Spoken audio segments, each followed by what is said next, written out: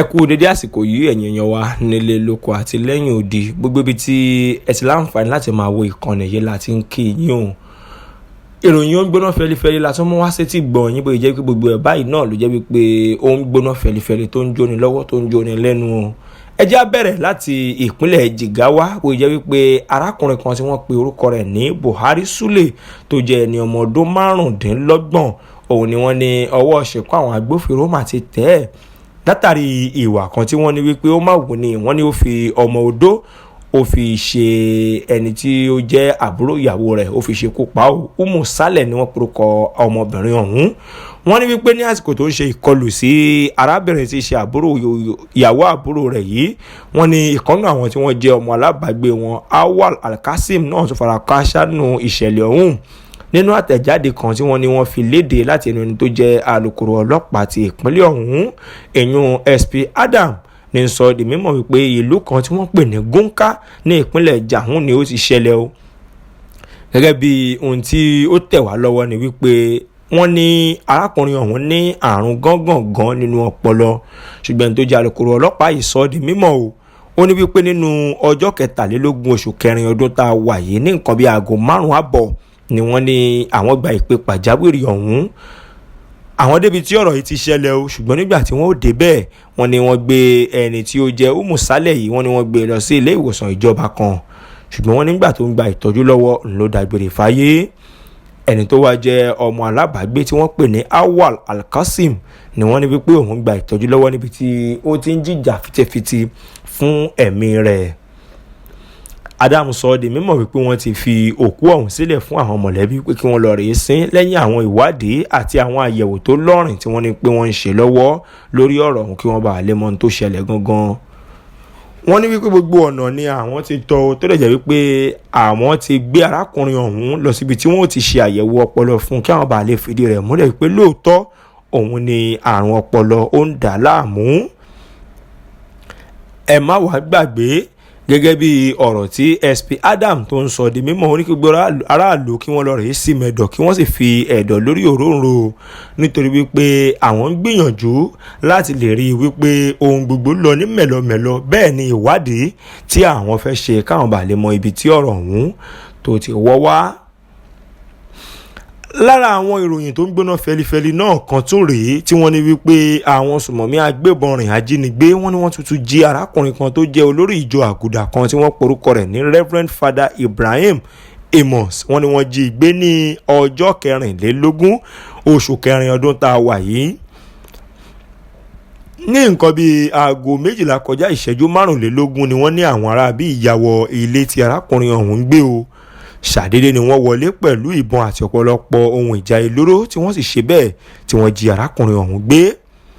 Ẹni tó wá jẹ́ olórí àwọn tí wọ́n jẹ́ olùṣọ́ ìjọ àgùdà ọ̀hún ní apá àbíkan tí wọ́n pè ní Káfàǹtà ní sọ de mímọ̀ èèyàn Reverend Father Jacob Shanet wípé lóòótọ́ ni wọ́n ti jí Amos gbé o. Ó wá rọ gbogbo àwọn tí wọ́n jẹ́ ọmọ ìjọ àgùdà wípé ẹ jẹ́ ká fi àdúrà ran arákùnrin lọ́wọ́ kí àwọn bá lè rí ìgbà láyọ̀ àti lálàáfíà o.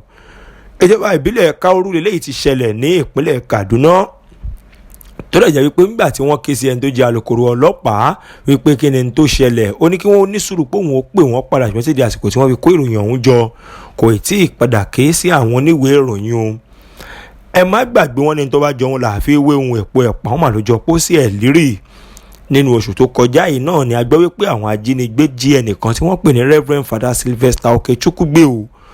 Kò pẹ́ lẹ́yìn tí wọ́n jí gbé tán náà ni wọ́n gba ẹ̀mí lẹ́nu rẹ̀ tó sì jẹ́ pé wọ́n fi fọ́nrán ẹ̀ léde fún àwọn tí wọ́n jẹ́ mọ̀lẹ́bí ní ìjọba ìbílẹ̀ Kaurai náà ni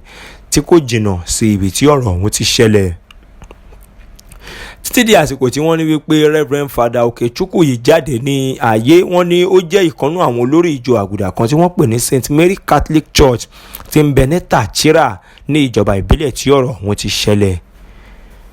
Ọ̀gá àgbà àwọn ìjọ àgùdà náà ló sọ eléyìí di mímọ̀ tó fi ìdí rẹ̀ múlẹ̀. Bákan náà ara àwọn ìròyìn tó ń gbóná fẹlifẹli míì tún rèé. Ohun tá a jẹ là ń wá Ọlọ́run màníjà pàdé tí ó jẹ wá o. Bí arákùnrin kan ṣe kàgbákò torí ikú ẹ̀ ní ìpínlẹ̀ Ọ̀yọ́ ìyún ní ibì kan tí wọ́n ní ó jẹ́ ìjọba ìbílẹ̀ Ìbàràpá. arákùnrin yìí ni ó jẹ́ ẹni ọmọ ọdún méjìdínlọ́gbọ̀n ní àsìkò tí wọ́n ní wípé ó ń ṣe àyẹ̀wò sí àwọn iná níbi tí wọ́n ní wípé kùdìẹ̀kùdìẹ̀ wà o. wọ́n ní arákùnrin ọ̀hún gòkè láti lọ rèé wo ibi tí kùdìẹ̀kùdìẹ̀ ti wáyé ní ibi tí iná ń gbà wọ odi ìlú gangan. ṣùgbọ́n wọ́n ní wípé ó ní nǹkan kan tí wọ́n ń pè ní 33 kV high tension tí wọ́n ní wípé ó wà lára òpó ọ̀hún. kíní wáyà yìí ni wọ́n ní wípé ó gba ẹ̀mí lẹ́nu arákùnrin ọ̀hún tó jẹ́ pé ẹni tó jẹ́ gíwá iléeṣẹ́ àwọn panápaná Yẹmí Akínyìnká ń sọ de mímọ̀ wípé gígòkè tí arákùnrin ọ̀hún gòkè kò pa nǹkan kan tí wọ́n ń pè ní fídà yìí tó jẹ́ pé òun gangan ló mú iná wọlé sí gbogbo ojú àwọn wáyà ọ̀hún. wọ́n ní eléyìí ló fà á tó jẹ́ pé bí ara rẹ̀ ṣe kan wáyà ọ̀hún wọ́n ló ṣe bẹ́ẹ̀ ó dágbére fáyé lójú ẹsẹ̀ ni o. nígbà tí wọ́n fi débẹ̀ wọ́n ní wípé ẹlẹ́mìí ti gbà. ìṣẹ̀lẹ̀ ọ̀hún ṣẹlẹ̀ ní ọjọ́ 23 oṣù kẹrin ọdún 2025 ní nǹkan bíi aago 3:00 ọ̀sán pẹ̀lú Ọlá Babátúndé tó jẹ́ wípé òun ló ṣáájú àwọn ikọ̀ panápaná lọ sí ibi tí ọ̀rọ̀ ọ̀hún ti ṣẹlẹ̀. wọ́n ní àwọn ti gbé òkú ọ̀hún bọ́lẹ̀ o, àwọn sì ti gbé e fún àwọn ọlọ́pàá kan tí wọ́n ní wọ́n wà ní ẹ̀ka ti Èrúwà police station. ó wá rọ gbogbo àwọn ènìyàn wípé ẹ dákun dábọ̀ ẹni tí kò bá ti mọ̀ nípa iṣẹ́ iná ẹ má jẹ́ kí wọ́n súnmọ́ iṣẹ́ yìí, ẹ má jẹ́ kí wọ́n súnmọ́ ohun tó ní í ṣe pẹ̀lú iná mọ̀nàmọ́ná pàápàá jùlọ tó bá ti jẹ́ ní orí òpó nítorí wípé ẹ̀mí ò láàárọ̀. tọ́ ẹ̀yin ará kò ní jù báyìí lọ lórí ti ìròyìn tó ń gbóná fẹlifẹli ní ti sáà tí a wà yìí. ẹ má gbàgbé láti tẹ subscribe button bí ẹ ṣe ń wo fọ́nrán yìí kí ẹ bá tún lè máa bá àwọn fọ́nrán míì tó fara pẹ́ eléyìí àti àwọn míì tó tún yàtọ̀ sí eléyìí pàdé lórí ìkànnì Owutu FM Lagos lórí YouTube yín. ẹ jọ̀wọ́ ẹ bá wa tẹ share button yẹn, ẹ pín fún àwọn tí wọ́n ì tí ì rí wò, àwọn tí wọ́n ì tí ì rí gbọ́ kí wọ́n bá lè nípìn nínú àwọn fọ́nrán tí à ń jù sí orí ìlà wa ní gbogbo ìgbà. ẹ ṣeun bẹ́ẹ̀ ṣe ń tẹ́tí gbọ́ wa o, à ń lọ fún ti sáà yìí náà. Ó dàbọ̀. Thanks for watching. Kindly subscribe to our YouTube channel, Omo Odo FM Lagos. Bye.